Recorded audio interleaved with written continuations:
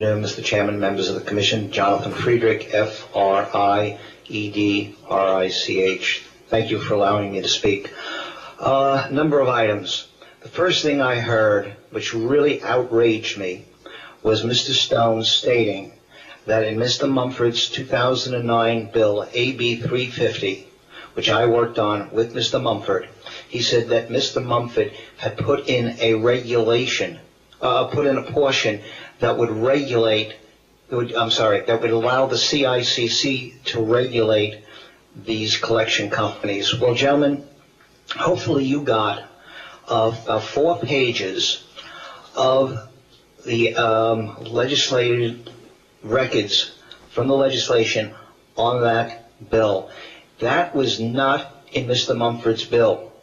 It was put in by Cameo, C-A-M-E-O Incorporated, Kevin Wallace, President, Brian Grish, G-R-E-S-H, lobbyist, and none other than Nevada Association Services. And I don't know if you can see it from where you're sitting, but in the upper right-hand corner of one of the pages, somebody wrote in Nina, it looks like Laxalt, L-A-X-A-L-T, there's part of a phone number, and underneath it, it says Nevada Association Services. This was in and out of AB 350 several times. Mr. Roby dug and found the sequence. It's extremely confusing how it was put in and out by a joint committee of both the legislature and the assembly. That being said, what Mr. Stone said is not correct. Mr. Mumford never, I repeat, never put that section in. And if you look at the statute, it is a completely new section. I believe it's NRS 116.3113. Mr. Friedrich, I appreciate your testimony, but if you could state on this bill, you know, that yes, I will. Not a bill from last session. Right. Time constraints. Thank you. I realize.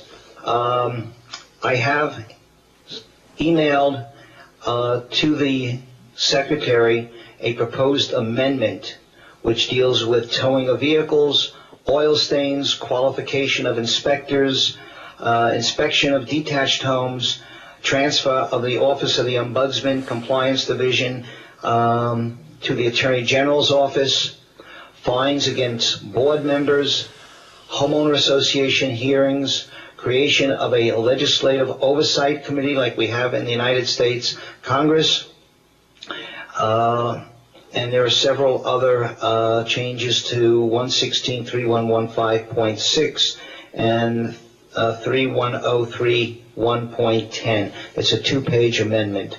A couple of other things as far as the collections are concerned. What I believe has been omitted from a lot of the testimony on the $1,950 cap, which is not a real cap because they're reimbursables, that number can be doubled when there's a sub-association involved. And as I had given you an example in the binder, which you gentlemen should have now, there was one association where they did their own collections and it cost them a whopping $14. And what I'd like to do now is just read a closing statement. I appear before you at the conclusion of the testimony on AB 448. You have heard testimony from all sides concerning this bill. This proposed legislation deals with a very emotional issue, that of an individual's home. You have heard from homeowners and individuals who have a vested interest in homeowner association management. Much of the testimony was highly charged on the homeowner's side. I have described many abuses that have come to my attention by people who have made the mistake of thinking they had bought into a utopian society. In reality, for thousands of people in this state, it turned out to be hell.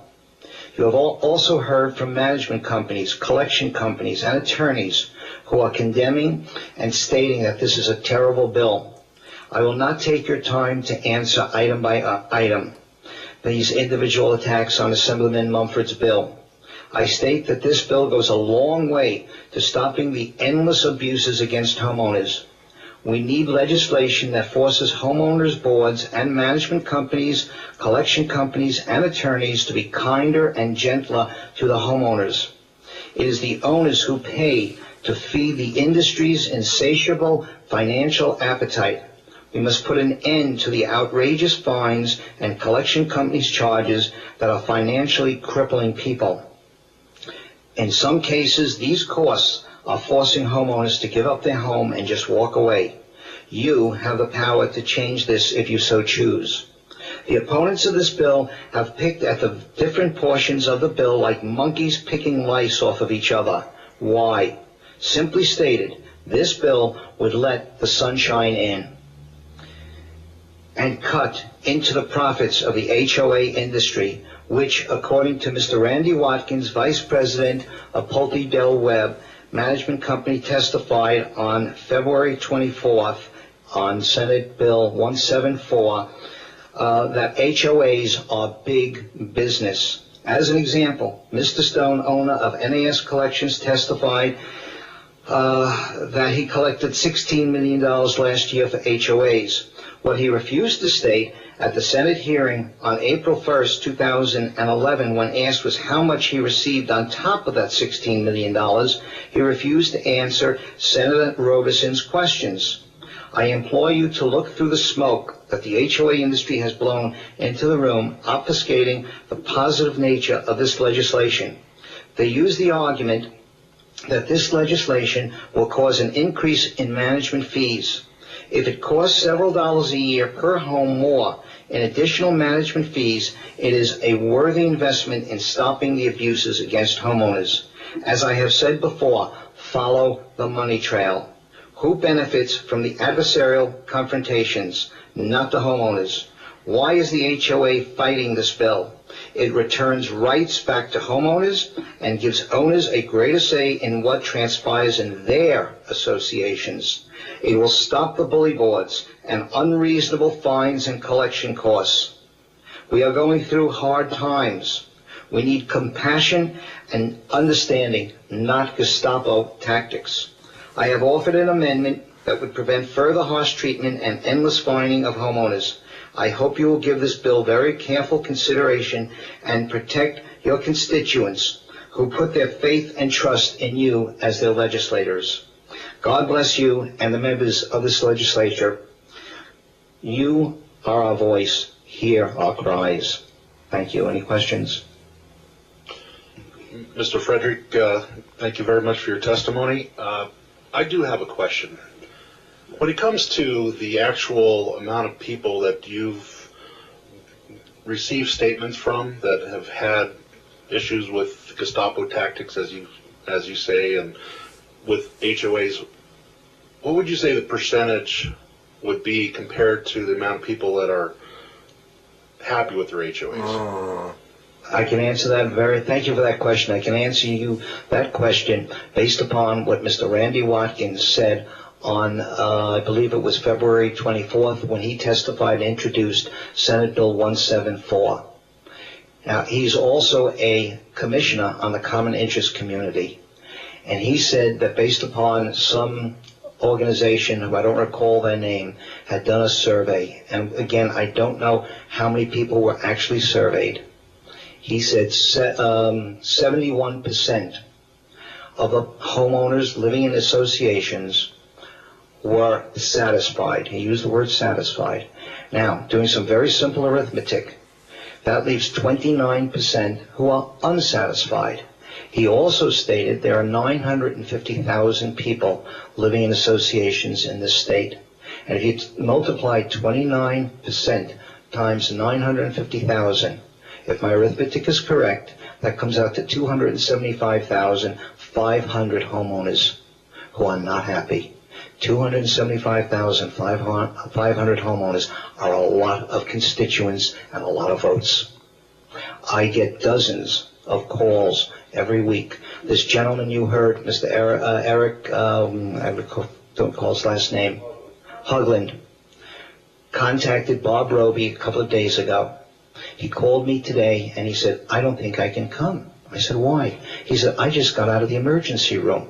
The doctor said I should go home. and take it easy and rest and relax. I said, sir, you have a major problem.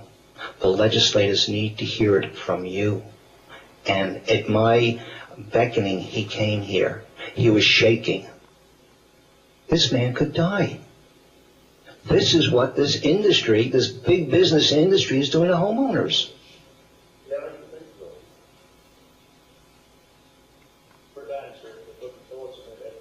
I'd be glad to answer any other questions. I'll even be glad if you come back down to Vegas to share with you a large volume of complaints that I get. I almost forgot. Today, the FBI and the Attorney General raided Paradise Spa Homeowners Association. Thanks to Darcy Spears, investigative reporter of Channel 13 News, she broke the story on this poor 85-year-old woman whose home burnt down within that HOA. The treasurer, who owns 80%, I believe, of the units or homes in this older community, got $800,000 of fire insurance money, never repaired her home. The money was deposited into the HOA's account and then suddenly disappeared. This was brought to light by former State Senator Bill O'Donnell, who testified back on, I believe it was February 24th, on Senate Bill 174 in front of Allison Copening and Valerie Weiner on the Senate Judiciary Committee, and both of them said, we will look into this. The complaint had been filed with NRED 1 year ago. NRED did nothing. It has now taken the Attorney General and the FBI to pull this raid. Now, I don't know if you've had a chance to look at your emails, gentlemen, but I sent you a copy of it. It was on Channel 2 News, and there was just a picture of... Yes. I really need you to stay on point, because I know I do appreciate your answer, and the committee does too, but we need you to stay on point. Well, I was answering your question about how many people are unhappy. There's a lot.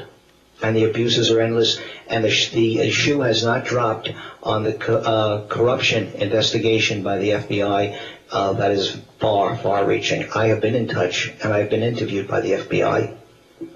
Okay, Mr. Friedrich, kind of a follow-up, but also before I go on, I'd like to know if the committee has any questions.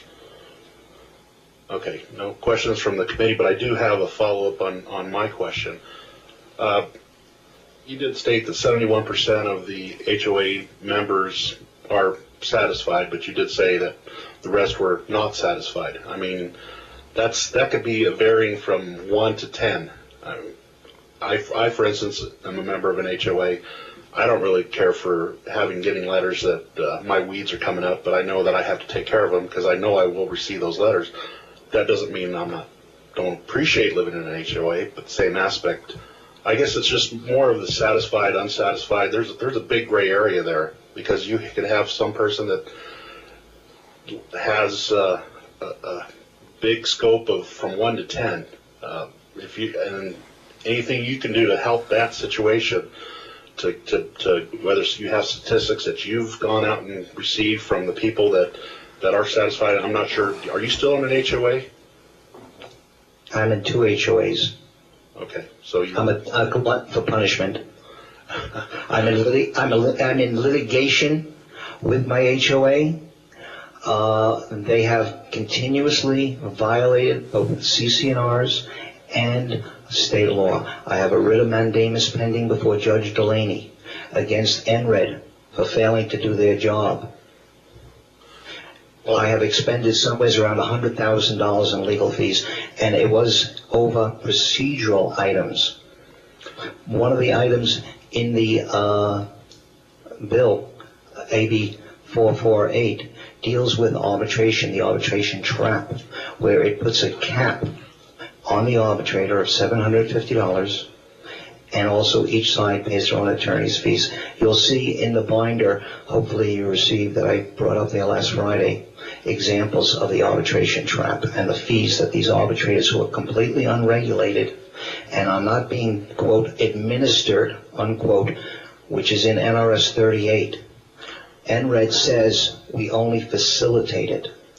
They are incorrect, and that's part of the writ of mandamus. Okay. Mr. Frederick, one other question I had is pertaining to, we all know that you can dissolve your HOA if you get enough votes from the other members of your HOA.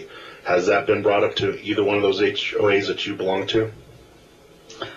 One of them, that would be just about impossible on one of them, because that's Summerlin West. There are approximately 5,000 homes in there. Eventually, if and when it's ever built out, I believe it's somewhere between 15 and 20,000 homes. And I must say that HOA is managed under the declarant's control, which is the Howard Hughes Corporation. They're much more professional. They're much more knowledgeable, so there's less problems. The one that I live in full-time is 116 homeowners. And it's interesting to note that several years ago, 58 out of 116 people signed a petition that they did not want any further increases in the monthly assessments. When I moved in there in 2003, I was paying $135 a month. I'm now paying $205. At any one point, any one of those 58% or collectively decide to ever think about dissolving their HOA? The one that 116 people that you belong to? I never asked that question, but I would say no, because there's a false sense of security in that we have a manned gatehouse, and we've had a lot of, shall we say, crime in there with stolen cars, houses being broken into, and what they do is they just come over the back wall, the side wall. So people think they have security, but they really don't. Well, a lot of that pertains to your neighbors yourself, because a lot of times it's not always the people on the outside of the walls, it's the people that live in your own community that will do something like that. But I don't want to carry on a conversation. Mr. Friedrich. Down here. Okay, I'll make myself. Because we need to, if there's any other people that want to testify, because you're the only one there? Are there any other individuals that would like to testify? Because we want to give everybody a fair chance to have their say. There's only 3 of us left here. Mr. Roby, sitting next to me, he's already testified. I just want to thank you for your time and your efforts, guys. Thank you. I would like to know if you're getting overtime pay. Actually, as of today, we get no more pay. I'm aware of that. You folks must be also glutton for punishments. Any other questions? I'd be very happy to answer.